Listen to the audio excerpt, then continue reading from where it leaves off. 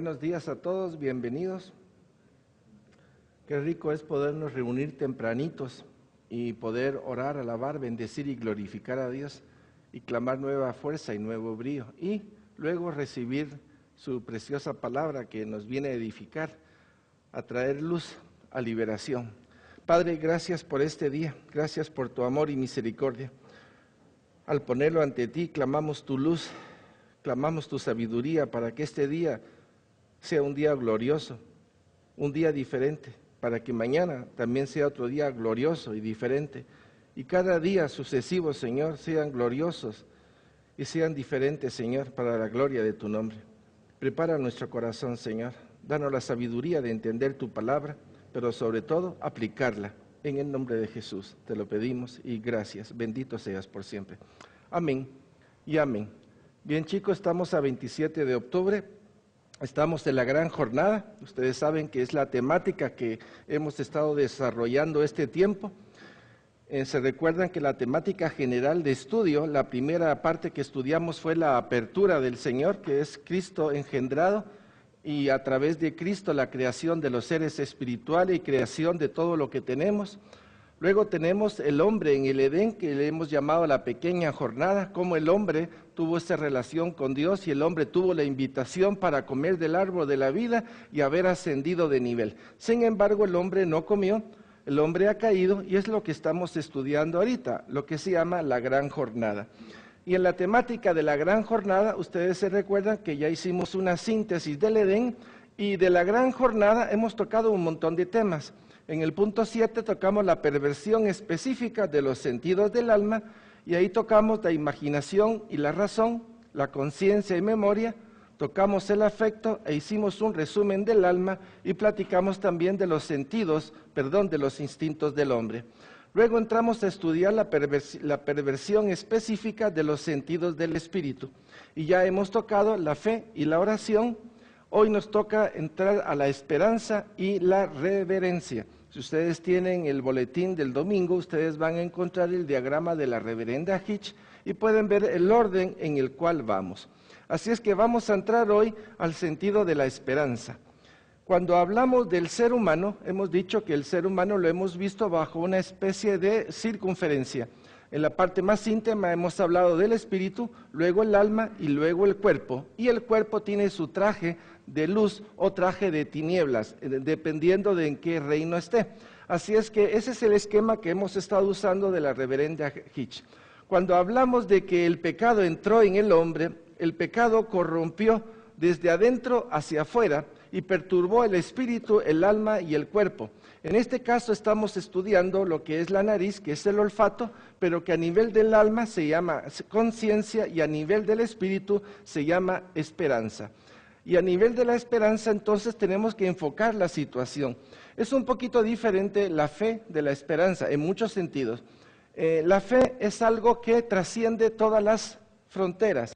La esperanza es la esperanza de que ocurra algo. La fe cae en el área de la certeza.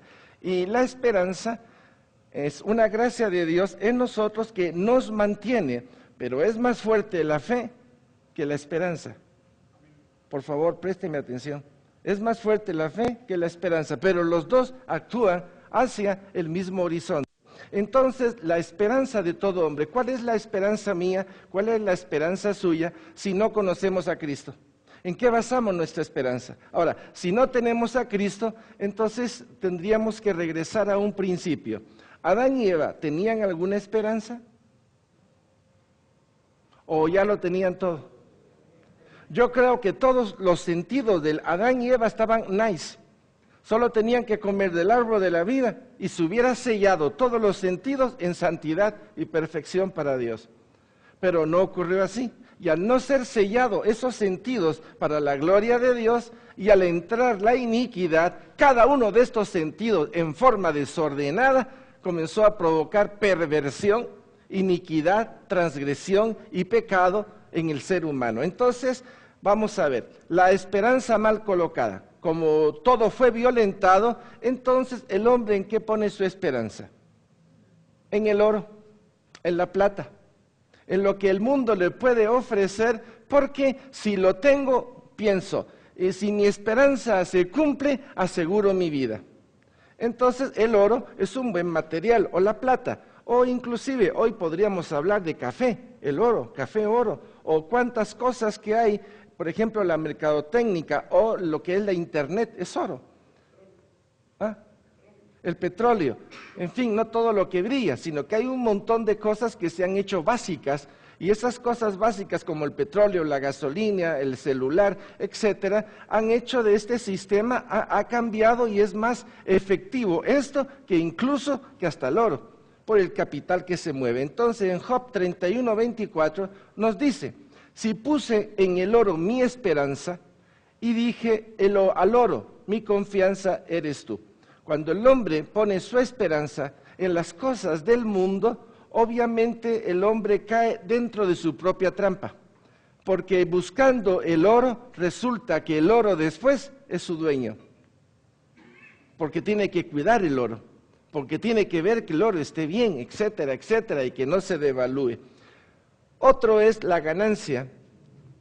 Y cuando hablamos de la ganancia, creo que todos nosotros, pues Dios nos ha dado habilidades, dones, y esto los hemos aplicado, uno en tecnología o en medicina o en arquitectura o en ingeniería, y siempre la ganancia es un tipo de esperanza. El corazón del hombre no está buscando tener una ganancia, sino que lo usa en una forma mentirosa y engañosa, sino que dice, si yo tuviera, y cuando lo tiene, ¿qué dice?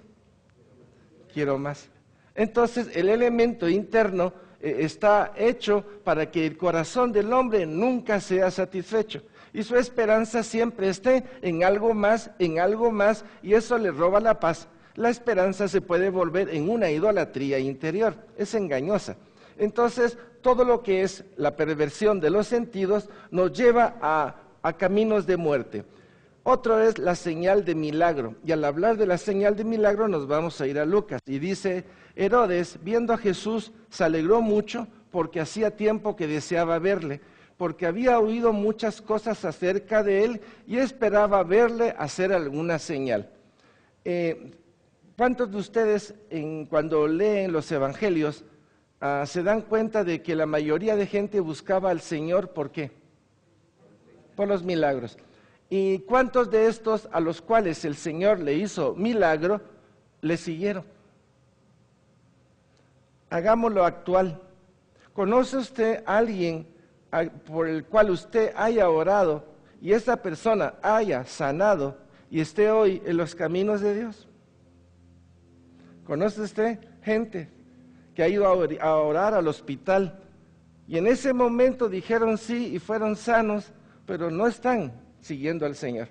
Entonces vemos que hay una molotera de hombres y de mujeres y de familias buscando milagros. Entonces, en vez de buscar a aquel que hace el milagro y que da la respuesta para todo, lo que están buscando es el milagro. Y la esperanza es ser sano de cáncer, de la gastritis, o ser liberado de otra serie de circunstancias. Lo que el hombre está buscando es un milagro, no está buscando a aquel que le dé vida eterna. Y eso es cuando se formulan las esperanzas equivocadas, porque en el trasfondo lo que hay dentro del corazón del hombre es engañoso. Entonces, hoy platicábamos, y es importante los elementos que voy a agregar ahorita. ¿Quiénes de ustedes han visto tejer a los indígenas o los que tienen telar?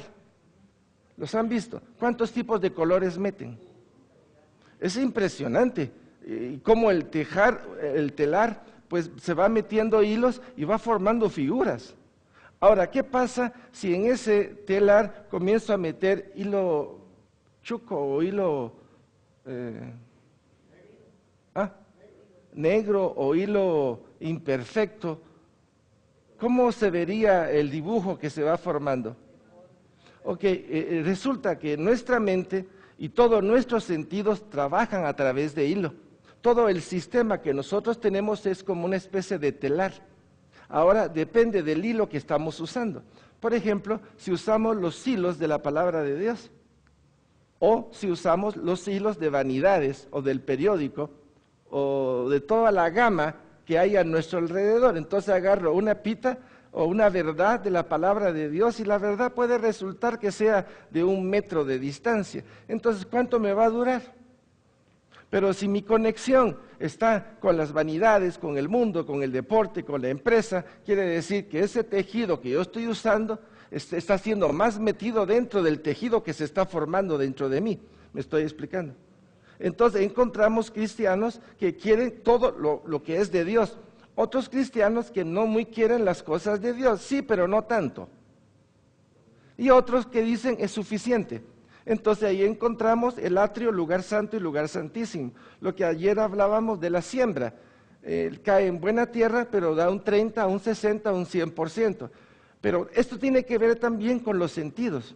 Tiene que ver con la buena tierra. ¿Y qué es la buena tierra sino la limpieza de los sentidos? ¿Me estoy explicando? Y esto es sumamente valioso para nosotros, porque ¿para qué pedirle un milagro a Dios si en el trasfondo lo único que quiero es aprovecharme de esa gracia de Dios? ¿Cuál es el trasfondo de todo esto?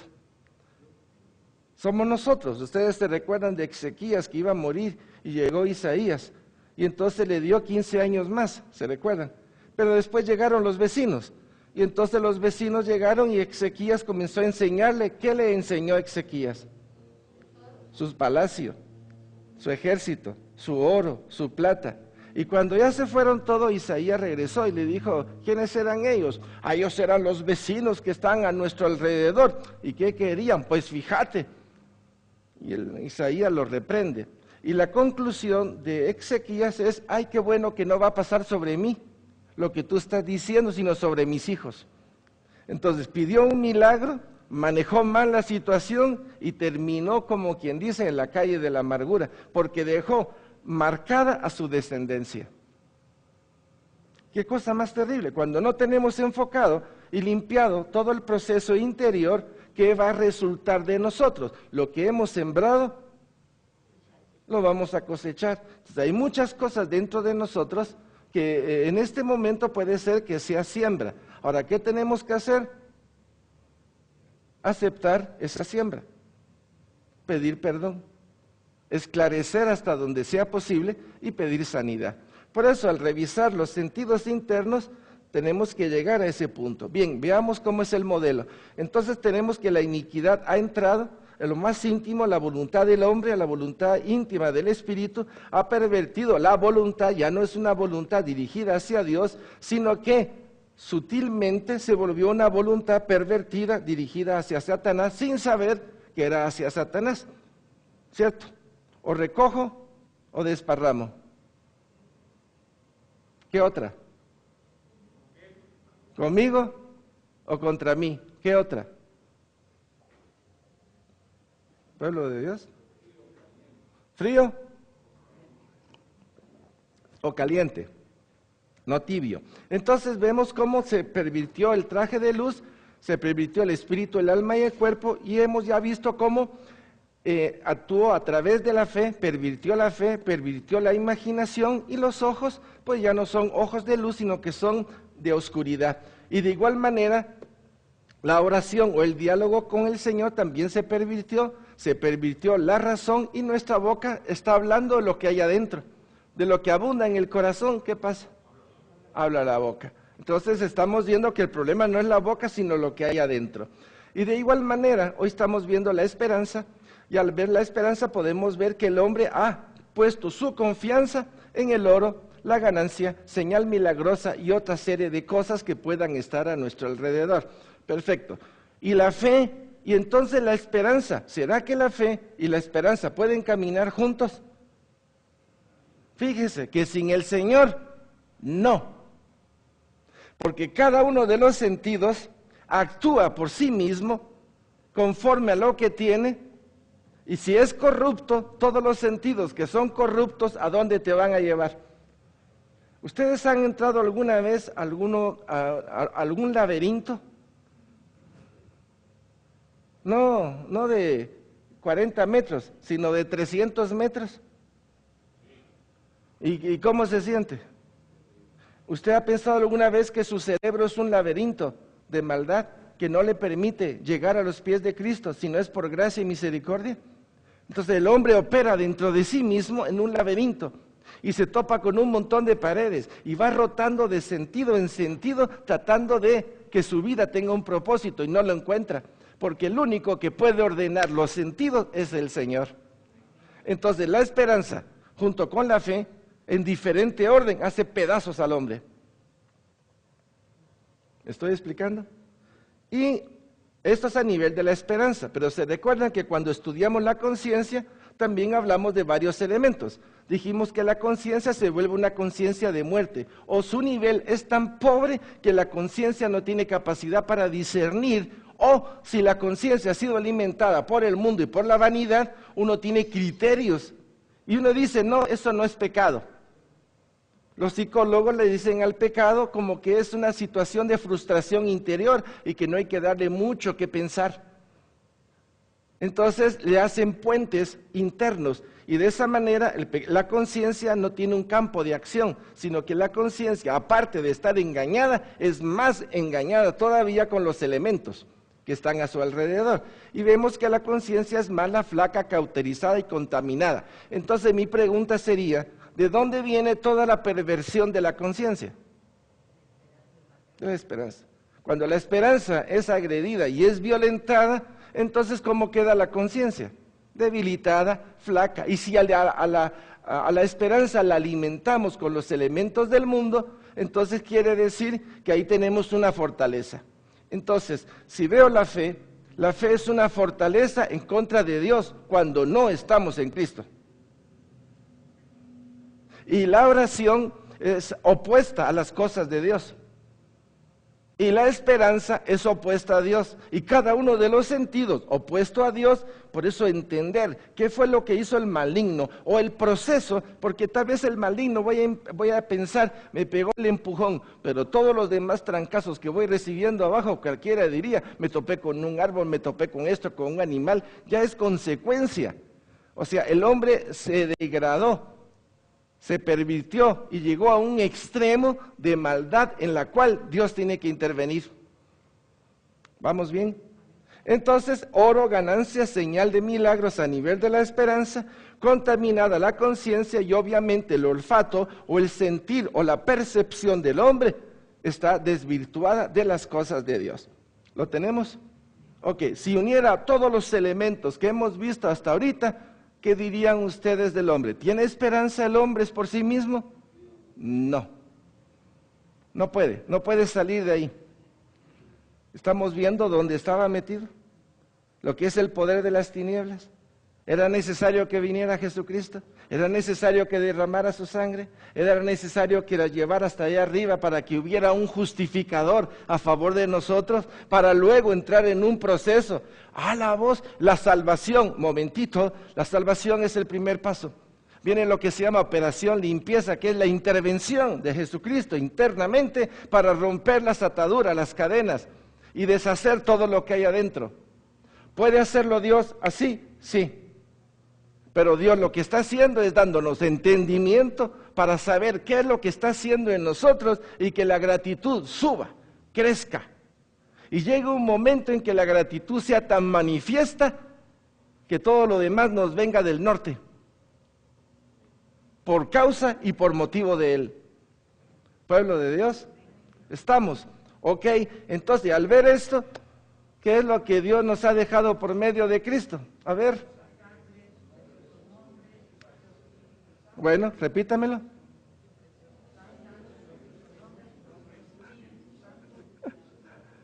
Ok, ya lo tienen. Y es importante entender que todo esto tiene que ver con el Evangelio de Jesucristo, no es el Evangelio del aplauso. No es el Evangelio de los milagros.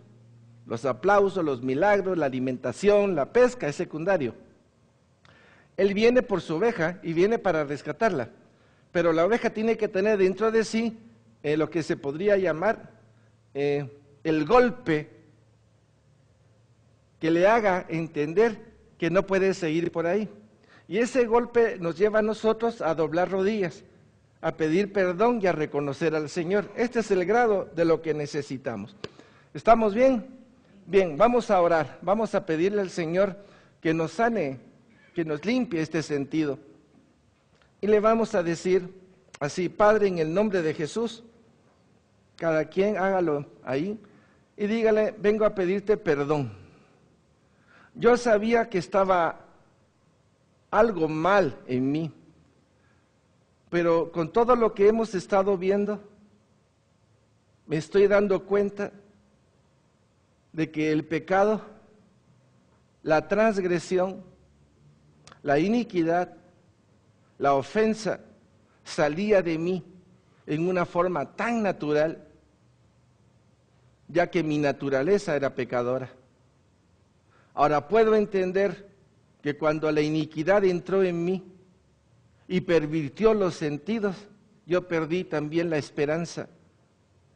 Y entonces la enfoqué en mis habilidades, en la herencia, en el oro, en la plata, en las ganancias que podía obtener, y en última instancia clamando un milagro, no buscándote a ti, sino buscando el milagro para que mi vieja naturaleza se sintiera bien y agradecida. Puedo ver, Señor, cómo yo deliberadamente aboné este tipo de esperanza. Y puedo con toda certeza decirte, Padre, que la mentira, la manipulación, ha hecho creer en mí que puedo engañar a otros, dándoles un tipo de esperanza falsa, o haciéndoles creer que voy por buen camino cuando yo sé que mi esperanza es malvada, traicionera, engañosa, perversa. Hoy puedo ver cómo este sentido, confabulado con los otros, fabricó dentro de mí castillos de orgullo, de revelación. Y en mi propia esperanza pensé que yo me podía redimir y que yo podía ser mi propio motivo de satisfacción. Pero ante la verdad, ante la cruz, ante tu sacrificio y ante la revelación que tú pones ante mí el día de hoy, puedo ver claramente la forma como me engañaron, recibí el engaño y lo alimenté, lo aboné, y lo único que puedo decir hoy es que yo soy culpable, Señor. Contaminé más la conciencia que ya estaba contaminada, contaminé más la esperanza que ya estaba contaminada, y en este nudo como laberinto he trabajado tanto tiempo, clamando a ti, pero dando vuelta alrededor de mí. En el nombre de Jesús, Padre, te pido perdón. Y en el nombre de Jesús, amado Señor, clamo que tu sangre preciosa sea derramada sobre este sentido de la esperanza y de la conciencia. Te clamo, Señor, que tu sangre preciosa venga a limpiar estos dos sentidos. Purifícalos, Señor, de toda maldad, de toda transgresión, de toda iniquidad, de toda culpa. Límpialos, Señor, por tu amor, por tu gran amor, sáname y permite que estos dos sentidos vuelvan a ser para ti, que mi esperanza seas tú, mi conciencia sea tu conciencia, todo mi ser sea esclarecido por ti mismo. Oh Señor, pon la luz de tu verdad en estos sentidos. Por tu Santo Espíritu, Señor, pon tu luz y termina esa operación limpieza dentro de mí. Esclarece mi vida en función de ti, por tu amor, por tu gran amor, por tu gran misericordia.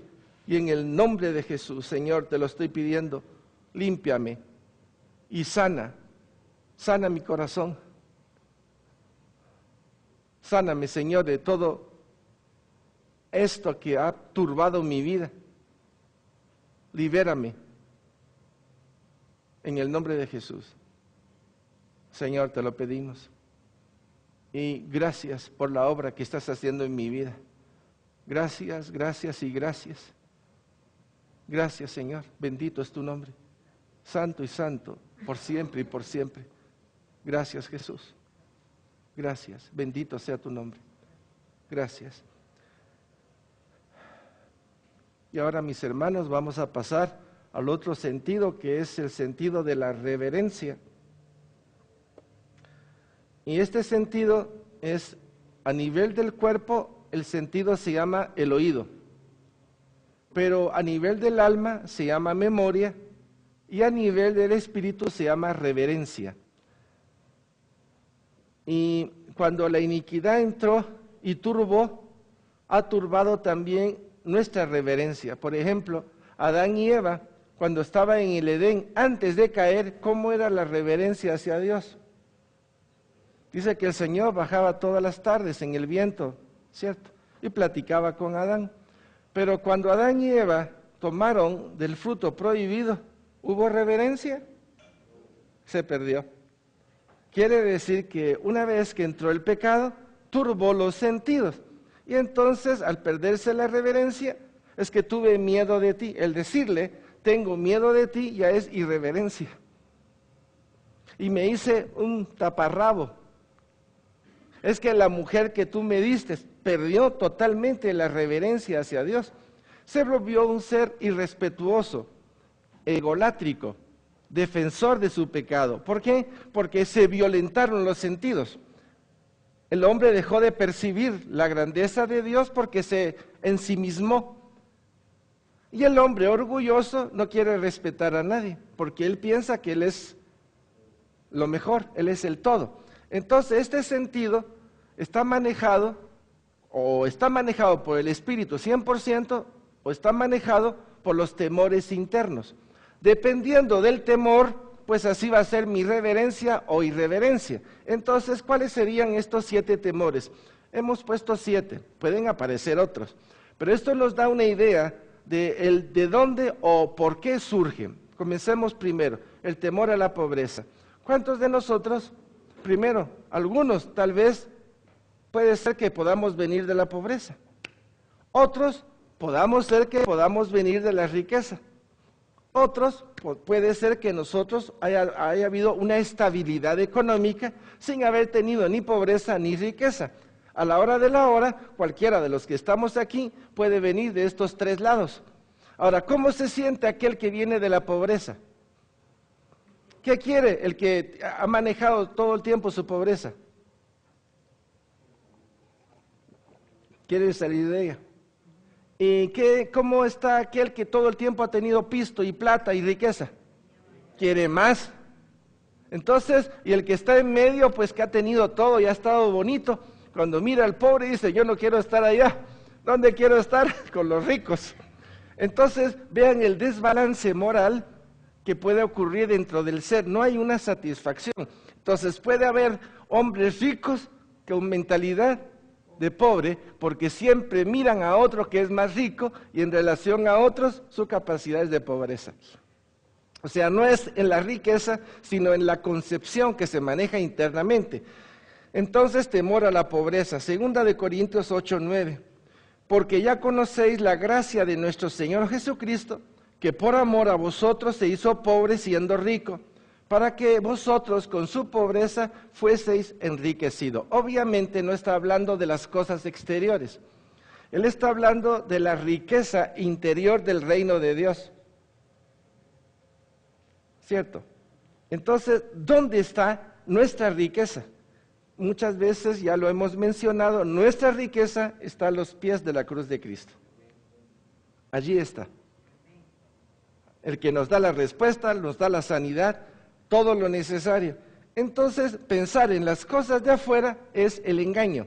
Satanás quiere que no pensemos ni desarrollemos en nosotros la doctrina de Jesucristo, sino que desarrollemos la doctrina externa, que es la doctrina de Satanás. Plata, oro, riqueza, fama. Entonces, ¿cuántos cristianos todavía están pensando y trabajando en una excelencia académica en función de ganancia? Como dice, hay algunos que dicen, primero voy a tener riqueza y después voy a servir al Señor. Permítame decirle que nunca va a servir al Señor. Está distorsionado el foco. ¿Cómo es aquel salmo que dice, si el Señor no es el que construye? ¿Qué es lo que construye? Si el Señor no construye, ¿qué pasa? En vano. Entonces, ¿qué es lo que fabricamos si esto es temporal? Vanidad, ¿cierto? Ok, el segundo que vamos a ver es temor a la vejez. Dichosos los que han pasado de 60 años, que no creo que haya muchos aquí, pero ustedes no tienen idea. Ay, sí, no sabía que habían tantos. Ah, tremendo. Y eso quiere decir que Dios ha sido generoso con nosotros. Ahora ustedes tienen que ver que lleguen a donde Dios nos ha permitido en el esqueleto, ¿ah? Que ustedes a soplar, pues. Entonces, temor a la vejez. Cuando no se tiene la concepción espiritual como la tenemos nosotros el día de hoy, obviamente la situación interna nos quiere hacer ver que podemos vivir más y mejor. No sé si ustedes han oído hablar de aquellos hombres que se quieren congelar pensando que en el futuro, etcétera, o la elongación de su propia vida a través de hormonas, de cirugía, etcétera, etcétera. La insatisfacción del hombre al no saber que después de la muerte viene lo mejor. Para nosotros, por supuesto, para los que creemos. Porque para los que no creen, como no creen nada, no saben a dónde van, pero cuando estén allí van a saber muchas cosas. ¿Cierto? Pueblo de Dios. Amén. Entonces, temor a la vejez. Como el Hijo del Hombre no vino para ser servido, sino para servir y para dar su vida en rescate para muchos. El que vino nos viene a revelar que después de la muerte, ¿qué es lo que hay? Vida eterna. ¿No nos vino a decir eso? Ahora, ¿cuándo nos vino a decir eso? Pueblo de Dios, ¿cuándo nos vino a decir que hay vida eterna? ¿En Edén? Si toda la historia está en el Edén. Desde Génesis 1 y 2, ahí estaba todo. No había muerte, no había nada. Entonces, si hubiera comido del árbol de la vida, hoy sabemos que era vida eterna. ¿Desde cuándo teníamos eso? Desde siempre. Pero el golpe de las tinieblas y la perturbación de todo nos hizo caminar en tinieblas, porque el poder de las tinieblas es evitar que pensemos en aquel que nos da vida y nos da vida eterna. Ahora Cristo, que nos ha dado vida, nos está esclareciendo todo y vemos para atrás y decimos, desde el Edén el hombre perdió todo. O sea, estamos viendo cómo la suma del conocimiento de la palabra de Dios nos está revelando todo el cuadro. Pueblo de Dios, amén. Entonces, saber que nos viene a dar vida y vida eterna, y que vino ¿a servirnos para qué? ¿Para que seamos contentos aquí? No, para que tengamos vida y vida en abundancia para luego tener vida eterna. Quiere decir que todavía en este mundo de perdición, nosotros podemos tener vida y vida en abundancia, por encima de las tinieblas, y luego tener vida eterna. Entonces, ¿dónde quedó el temor a la vejez? Yo ya pasé de los 40. Sí, y les cuento que a nivel espiritual cada vez me siento más niño en muchos aspectos. Niño. Porque la palabra dice que los que van a entrar en el reino, ¿cómo deben de ser? O sea, aunque mi cuerpo va en ese deterioro porque hay alguien por ahí que me está esperando solo para enterrar mi cuerpo, porque solo va a poder agarrar mi cuerpo, pero mi mente se está volviendo como la de un niño dependiente de ¿quién? Ah, ustedes dijeron que yo me estaba rejuveneciendo. No, chicos, yo estaba hablando a nivel del espíritu. Ya se les quitó la cara de sonrisa. Entonces, ¿cómo debe de ser nuestra manera de pensar y de sentir? Como la de un niño confiado, con que dependo absolutamente de él. Pueblo de Dios. Entonces, ¿dónde queda la vejez? Como una parte normal de un proceso. O sea, cada vez nos estamos acercando más a la puerta que nos separa de nuestro amado. Entonces, es cuestión de enfoque. Lo otro es el temor a la crítica. A ver, ¿quiénes tienen temor a la crítica aquí? ¿Qué es amén? ¿Le tienen temor a la crítica? ¿A quién le temen más? ¿A que puede derrotar su fama? ¿O que lo puede destruir eternamente?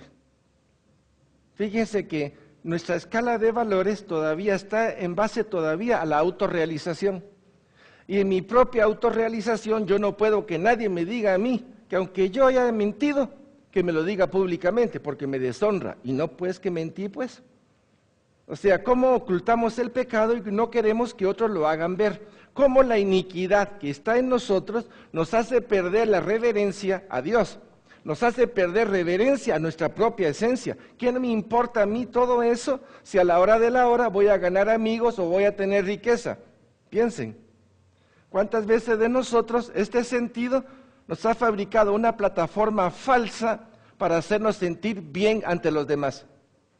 ¿Pueblo de Dios? Ok, entonces, porque no tenemos un sumo sacerdote que no pueda compadecerse de nuestras debilidades, sino uno que fue tentado en todo según nuestra semejanza, pero sin pecado. ¿Tuvo problema Cristo en relación a la crítica? ¿Cuál era su preocupación? Hacer la voluntad del Padre. ¿Cuál debería de ser nuestra preocupación? Si nuestra preocupación es hacer la voluntad del Padre y sabemos lo que el Padre quiere, pero el mundo no lo entiende, ¿cómo seríamos nosotros para el mundo? ¿Locos? ¿No fue un Cristo loco para todos? Pero nuestra percepción equivocada nos hace tener más reverencia hacia los demás que son ingratos, paganos, adúlteros, mentirosos, que aquel que es el santo. Entonces nuestra reverencia está hacia los demás. Pueblo de Dios, ¿no es esto lo que vivimos? Siempre estamos viendo cómo nuestro nombre queda bien, haciendo reverencia, acto de congratulación con el otro, aceptando su pecado, aceptando sus medidas mediocres. Eso no es reverencia, eso es confabulación. Nuestra posición debería de ser radical. Yo revelo, tengo reverencia hacia Dios. Y mi reverencia hacia Dios no la puedo cambiar por otras cosas. La palabra reverencia, que es algo que no, por lo menos yo nunca he estudiado nada acerca de eso, pero podría ser sinónimo temor, sí, el temor del Señor. Así es. La reverencia. Sí. La reverencia es hacia quién tengo yo ese anhelo y deseo de quedar bien y de agradar. Reverencia es saber que hay alguien más que es superior a mí en todo y que Él merece mi respeto, merece mi adoración y merece todo. Entonces, la palabra lo tiene como temor santo. Temor o reverencia. Quiere decir, no quiero ofender al que más amo, no quiero ofender a su majestad. Hay una reverencia de amor. Ahora, para poder entender esto lo podemos ver bajo dos situaciones. Está la reverencia que se les da a los reyes, a los príncipes, a los presidentes, en fin, a todos los que están en jerarquía. Y hay un tipo de reverencia que uno tiene de alguna manera porque ni modo, él, ¿verdad? Humanamente la tenemos porque si no la hacemos puede haber repercusiones. Y otras porque tenemos un malentendido de lo que es la reverencia. Pero la reverencia absoluta del hombre solo tiene que tener un significado, y es hacia Dios por medio de Cristo. Vamos, cuando lo tenemos claro, la crítica, el señalamiento y todo lo demás como que baja su intensidad, hasta que llega un momento que los insultos y todas las cosas entran por un oído, salen por el otro. Como quien dice, nos hemos vuelto como, como decía mi hermano, como éter espiritual. Ya no nos afecta. Pero todavía en este momento el hecho de que la crítica nos afecte quiere decir que ese sentido está todavía junto con todos los demás sentidos pidiendo que la carne sea reconocida. Pueblo de Dios, me estoy explicando. Mi carne quiere ser reconocida todavía. De alguna manera quiero agregar algo. Veamos al otro. Temor de perder el amor. La pregunta sería, ¿cuál es su temor en relación a quién? ¿A su esposa? ¿Su esposo? ¿A sus hijos? ¿Qué tipo de amor? ¿Es amor? ¿Es acompañamiento? ¿Es temor a la soledad? ¿A qué nos referiríamos con esto? ¿Cuál sería su temor en este sentido? ¿Que su esposa, su esposo lo deje? Porque al rechazo. Voy a poner un simulacro. Digamos que ya tiene 20 y pico años de casado y tiene 2 hijos. Y resulta entonces que la mujer o el cónyuge viene y le dice, ya no quiero seguir contigo. ¿Cuál es el verdadero temor? que descubran otros que usted es un fracaso? Pregunto. Porque que otros descubran que soy un fracaso, puede ser que sea un fracaso a varios niveles, o puede ser que el cónyuge tenga intereses superiores que nosotros no hemos complacido y en su egolatría, etcétera. Pero a la hora de la hora, ¿dónde radica el temor? Y el parte del problema es cuando el amor no es claro, el temor abunda. Entonces, ¿dónde está nuestro problema? A nivel de la cruz de Cristo. Porque ¿quién es el amor? Él. Mi temor debería de ser que mi pecado me separe de Él. Ahí debería estar nuestro punto. Sin embargo, no lo tenemos muy claro. Y al no tenerlo claro, entonces, si mi esposa se va o si mi esposo se va, ¿cómo voy a quedar yo socialmente? ¿Qué van a pensar de mí? Entonces, mis temores y mis miedos están más condicionados hacia el medio ambiente que me rodea que aquel que es mi justificador. ¿Me estoy explicando? Entonces, temor a perder el amor, primera de Timoteo, porque hay un solo Dios, un solo mediador entre Dios y los hombres, Jesucristo. Mientras nuestros ojos no estén enfocados en la medida de Jesucristo, nosotros todavía estamos condicionados a la crítica, a los temores que vienen de afuera y corrompen nuestra alma y nos dan esa inestabilidad. ¿Me expliqué? Ok. Vamos entonces al quinto, que es temor al sufrimiento. Primera de Juan 4:18. En el amor no hay temor, sino que el perfecto amor echa fuera el temor, porque el temor lleva en sí castigo, de donde el que teme no ha sido perfeccionado en el amor. Hechos 5:41, y ellos salieron de la presencia del concilio gozosos de haber sido tenidos por dignos de padecer afrenta por causa del nombre. Y el temor al sufrimiento, aquí lo vamos, porque tenemos que hablar también del temor de la muerte. Pero el temor del sufrimiento es, por ejemplo, a mí no me gusta que me pongan inyecciones. Yo me las pongo, no son bromas. Pero fíjense ustedes que tenemos temor a la aguja, tenemos temor al accidente, tenemos temor a muchas cosas. Pero parte del problema es el enfoque del sufrimiento. Por ejemplo, ¿cuántos de nosotros hemos ido en carro y tal vez hemos excedido la velocidad solo porque teníamos prisa, sin percatarnos de que esa alta velocidad nos podía llevar a un sufrimiento? Nuestra falta de meditación en ciertos elementos nos meten en lo que se llamaría precipitación. Somos precipitados en muchas cosas. Por ejemplo, ¿por qué voy a sufrir? Puedo sufrir por mis decisiones equivocadas. Pregunto, ¿por qué sufre usted? ¿Sufre por causa del reino de Dios o por sus decisiones equivocadas? Sea honesto. ¿Y de cuántas decisiones equivocadas está sufriendo usted el día de hoy? ¿Hizo un mal presupuesto? ¿Gastó más de lo que debía? ¿Hoy no tiene con qué pagar? El colegio le está pidiendo que pague y que el seguro, etcétera. Entonces hay un tipo de sufrimiento moral. O, como dicen algunos, me pongo el escudo y qué me importa que caigan sobre mí, ay, qué fregados. Entonces pierde la conciencia moral. ¿Por qué estoy sufriendo yo? Si es por causa de Cristo, dele gracias a Dios porque tiene un buen motivo. Pero si es por motivo de usted, no se lamente, mejor soluciónelo. Porque la victimitis a lo único que nos va a llevar es a depresión. A depresión. Se nos olvida que hay alguien a los pies de la cruz, que nos puede liberar. Por supuesto, no se van a quitar todas las consecuencias, pero por lo menos ya dimos el paso de liberación. Entonces, los temores tienen que ser puestos a los pies de Cristo, no hay otro.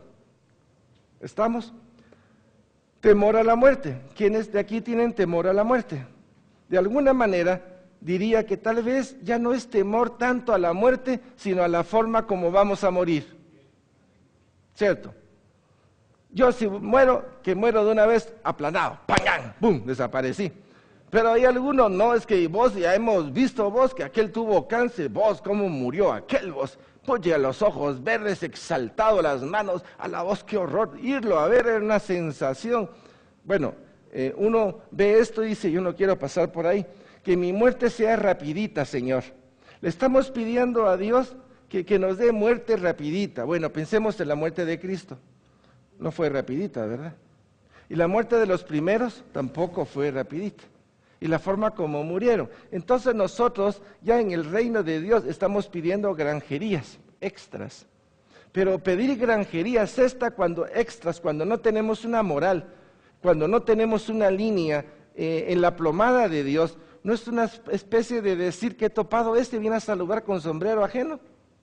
No es una especie de aprovecharse de una situación como pidiendo algo que no merece. Esa falta de claridad ante los pies de la cruz de Cristo tiene su efecto sobre nuestra vida espiritual.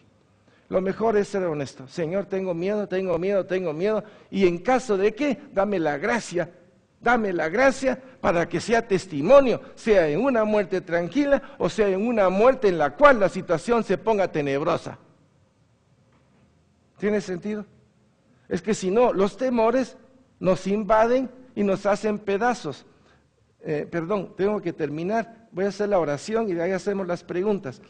Entonces, temor a la muerte. Hebreos 2, 14, 15. Así que por cuanto los hijos participaron de carne y sangre, él también participó de lo mismo, para destruir por medio de la muerte al que tenía el imperio de la muerte, esto es al diablo, y librar a todos los que por el temor de la muerte estaban durante toda la vida sujetos a servidumbre. La muerte, mientras el hombre no conocía lo que Cristo había hecho, existía el imperio de la muerte. Y el imperio de la muerte hoy domina de alguna manera a los que no conocen a Cristo. El problema no es a los que no conocen a Cristo. El problema es que a los que ya conociendo a Cristo, todavía el temor cae sobre ellos. Ahí es donde decimos, bueno, ¿qué pasó? Tal vez la doctrina o el entendimiento, yo qué sé, no le ha prestado atención o no ha estudiado o no ha permitido que la gracia de Dios lo inunde. Entonces los temores siguen invadiendo su vida. ¿Me expliqué? Ok. Vamos al último, temor al fracaso. A ver, ¿quién tiene temor al fracaso? ¿Tienen temor? Bueno, permítame decirle que todos los que estamos aquí, en el fondo todos somos fracasados. Todos llegamos a los pies de Cristo fracasados. Porque el resultado de la autorrealización es el fracaso. ¿Cierto? Y ya dentro del poder del reino de Dios, entonces, ¿qué es lo que llevamos constantemente a los pies? Toda la escuela de la autorrealización que quedó en nosotros, la estamos llevando para decirle, fracaso. Solo en ti hay éxito. Tú eres el victorioso, no yo. Entonces, dentro de mí, todas las cosas que me programaron a nivel científico, académico, cultural o filosófico, ¿a dónde lo debo de ir a poner? Aquí. Porque la filosofía es buena, pero no me salva. La filosofía me da ciertas respuestas, pero no me libera del pecado. ¿Cierto? Entonces, la filosofía en sí misma es un fracaso, porque no tiene a Dios. Dios le dio la capacidad de poder ser filósofo, pero no reconocieron a Dios en la filosofía. Por lo tanto, la filosofía, ¿qué es? Un fracaso ante el reino de Dios. O no creo que los sabios van a estar platicando allá días toda la eternidad para saber si lo que Dios hizo es bueno. A la hora de la hora, todas las ciencias sin Dios vienen a hacer eso. Ahora, ¿qué resulta cuando nosotros llegamos a los pies y nos damos cuenta de ese fracaso que tiene que ser crucificado a cada rato? Y ponerle a Él, ese es el fracaso de mi vida, como esposo, como padre, como hijo, como ministro, como siervo. Porque a la hora de la hora yo no soy el perfecto. El Señor me está llevando en vía de perfección a llegar a la estatura del varón perfecto. Mientras eso no ocurre, quiere decir que en mí hay cosas que tienen que morir. Amén. Entonces, ese morir es seguir las pisadas de Jesús. Y seguir las pisadas de Jesús es morir a mí para que Él crezca. Entonces, todos estos temores tienen función sobre nosotros. Ahora, juntemos todo lo que hemos visto hasta ahorita. Sin Cristo, ¿cómo sería ese hombre? Por gracia y misericordia, es que todavía el mundo, si lo podemos ver así, todavía se medio así. Porque esta cosa debió haber estallado hace ratos. ¿Ya? Tal vez estamos viendo ya lo que es que Dios quitó la mano del corazón de los hombres y que va a salir de ahí con todo lo que hemos visto. No conoce a Cristo y Dios quita la mano de ahí, ¿qué va a surgir? Lo que ya olemos. El mundo va a entrar en llamas, en pasiones, corrupción, suicidios, etcétera. Un montón de cosas que diría, estamos viendo el tiempo en el cual la depravación del hombre va a llegar a su nivel en donde Dios va a decir hasta aquí. Pero todo es producto de esto, ¿lo estamos viendo? Entonces, ¿qué tenemos que hacer? Ir a los pies de la cruz de Cristo. Señor, estos son mis temores, estos son mis miedos, etcétera, etcétera, etcétera. Primera de Reyes 8:33, si tu pueblo Israel fuera derrotado y delante de sus enemigos por haber pecado contra mí. En pocas palabras, ¿dónde está el fracaso? Solo con esto, ¿cuántas veces fracasó Israel? ¿Cuántos reyes se vinieron a piques por necios, idólatras, tontos? ¿Cuántos? ¿Cuántos fueron fieles? Y todos los demás, los del norte y los del sur, no nos vayamos para atrás. ¿Y nosotros por qué vivimos en un constante fracaso? ¿Por qué? Si lo veo así, diría porque la escuela de la autorrealización quiere todavía señorear sobre nuestra vida. Pero cuando la escuela es reconocida, la enviamos a los pies de Cristo. Entonces algo está cambiando dentro de nosotros. Pueblo de Dios. ¿A quién le debo de tener reverencia? ¿Al decano? ¿Al presidente? ¿Al rey de España? Yo creo que hay un tipo de respeto, pero la reverencia de mi vida tiene dueño. Pueblo de Dios. Entonces tengo que distinguir la situación. Una cosa es ser educado, etcétera, etcétera, y otra cosa es esa reverencia interior. Estamos. Yo lo he expuesto bajo la situación de que mis rodillas ya tienen dueño. Ya no es vendible, no es negociable. La reverencia es al Señor. Y mi fracaso es de todos los días, porque todos los días descubro algo dentro de mí que tiene que ser puesto a los pies de la cruz de Cristo. Cuando me enojo, cuando me frustro, cuando peleo, cuando entro en conflicto, cuando las situaciones no son como yo quiero, quiere decir que todo eso entra dentro de la escuela de la autorrealización porque no se está haciendo como yo quiero. Entonces, mi voluntad perniciosa debe de ser puesta a los pies de Cristo. Amén. Ok. Bien, con esto podemos ver entonces el otro sentido, la iniquidad, cómo entró, cómo pervirtió la voluntad del hombre, lo más íntimo, y esta voluntad comenzó a hacer lo que le dio la gana, perfilada hacia su propia autorrealización.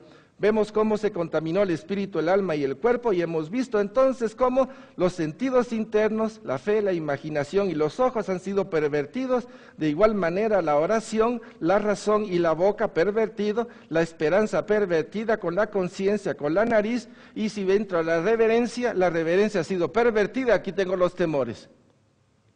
Ahora, si me voy a la memoria, ustedes se recordarán que la memoria fue contaminada, ¿y qué fue lo que encontramos en la memoria? Trae al presente el moho y la polilla, trae el enojo y el rechazo, retiene el gozo y el deleite del pecado, inflama el pasado, presente y futuro. Miren, mis hermanos, quiero decirles algo. O es por gracia de Dios, o no se puede. Por pura gracia y misericordia. Es imposible para el hombre, es imposible, era imposible. Ahora, si era imposible y veo que Dios está haciendo todavía en mí estas cosas, con más gratitud y reverencia voy a sus pies. No me importa la magnitud, donde abundó el pecado y donde veo todo esto, la gracia va a sobreabundar. ¿Cierto? No me debo de enfocar en esto, pero sí debo de saber que eso estaba ahí y que hay un proceso de limpieza por parte de Dios. Pueblo de Dios. Y de esa manera, pues también el oído contaminado. Ahora, el punto con el cual nosotros aterrizamos es que por medio de Dios, por medio de Cristo, ¿qué? Su preciosa sangre, poderosa para limpiarnos y para vencer. Toda rodilla se va a doblar en el cielo, en la tierra y debajo de la tierra, en el nombre de Jesús. Y de ahí su precioso nombre, en el nombre de Jesús, en su preciosa sangre, en el poder del Espíritu Santo, en la armadura de Dios, con los dones que Dios nos ha dado, nos ha equipado, solo que nuestro balance de situación, de la situación, no nos permite ver con claridad las cosas. El mundo tiene un poder. La carne tiene poder, hay influencia a nuestro alrededor, pero el que está dentro es más fuerte que lo que está afuera. El problema es que nuestra forma de entender, de meditar y de practicar no es en el orden de Dios. Todavía lo hacemos como una especie de confabulación. No quiero perder la amistad del mundo, no quiero perder la amistad con esto, no quiero perder esto, no quiero perder lo otro. Y no puedo tener un pie en el reino de Dios y el otro confabulándome con el mundo. O soy de Dios o no soy de Dios, o recojo o desparramo. Entonces la posición se va haciendo más clara en nosotros, o por lo menos hay más luz para las siguientes decisiones. Pueblo de Dios.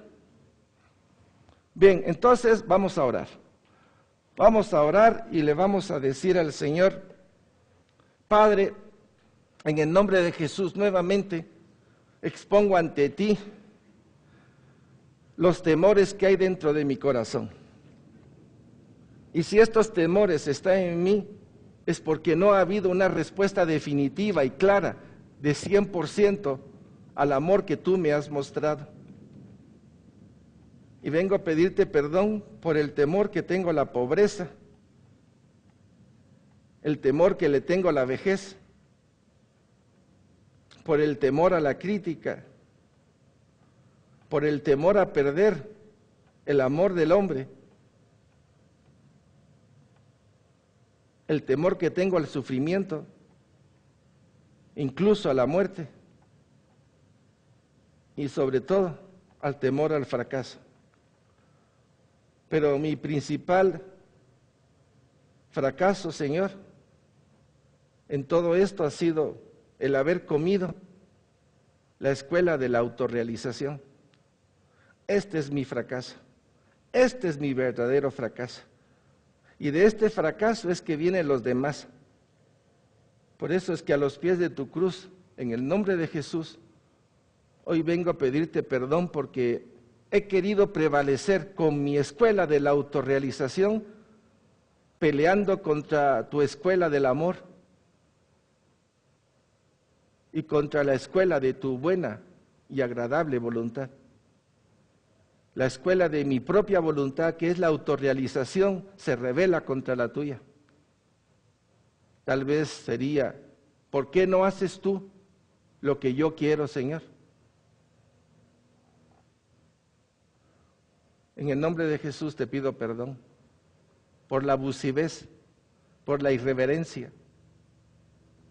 Quiero pedirte perdón porque con mis manos chucas, con mi mente torcida, con mi corazón insano, he levantado mi voz contra ti, pidiendo y clamando cosas que yo no merezco, que por tu amor y tu misericordia tú sí me das, pero que yo en el fondo no merezco, porque a la hora de la hora eres tú, el motivo principal eres tú. En el nombre de Jesús, perdón, límpiame, Señor, con tu preciosa sangre. Lava este sentido interno de la reverencia. No permitas que mis rodillas se doblen ante los demás, solo ante ti.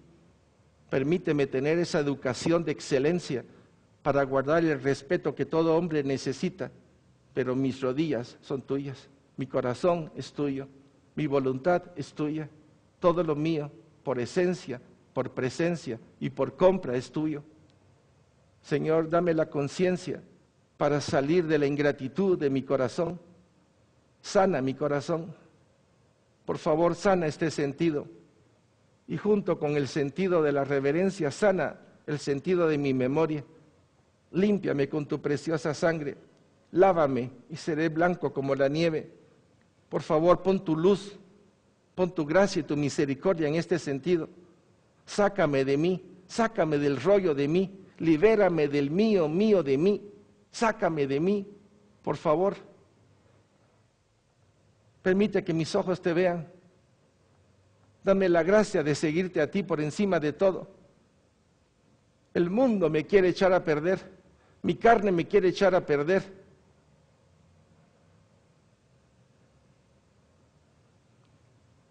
Libérame de mí mismo, Señor. Y dame la gracia de reconocerte a ti en todos mis caminos, por tu gran amor, por tu gran misericordia, y en el nombre de Jesús te lo pido. Sana mi corazón, termina tu obra en esta área de mi vida y levántame para ti, en el nombre de Jesús, en el precioso nombre de Jesús. Te lo pedimos. Gracias, Señor. Gracias y gracias. Gracias. Bendito sea tu nombre por siempre.